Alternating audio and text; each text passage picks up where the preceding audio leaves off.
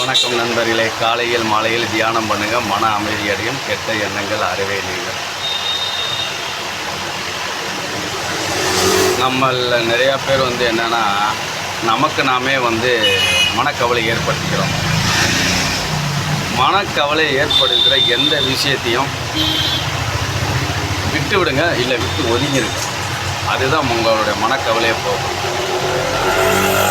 அந்த முயற்சி பண்ணுங்கள். உங்கள் மனசை உளைச்சல், மனக்கவலை, இந்த மாதிரி விஷயங்களுக்கு ஒரு விஷயம் நம்ம மன உளைச்சல், மனக்கவலை ஏற்படுத்தினா அந்த இதை விட்டுடுங்க, இல்லை விட்டு விலகி வைங்க, விலகி வந்துடுங்க. அதுதான் உங்களுக்கு நாளடைவில் அந்த இது ஆட்டோமேட்டிக்காக குறைஞ்சிடும். ஸோ இந்த மாதிரி நிகழ்வெல்லாம் நீங்கள் தான் ஒதுங்கி வரணும். அதெல்லாம் புரிஞ்சுக்கிறதுக்கு தான் காலையிலே மாலையிலே தியானம் பண்ண சொல்லுது. முடிஞ்ச வரைக்கும் தியானம் பண்ணுங்கள். தியானம் பண்ணிங்கன்னா உங்களுக்கு ஒரு மாற்றம் ஏற்படும். அந்த மாற்றத்து மூலிமா நீங்கள் உணர முடியும்.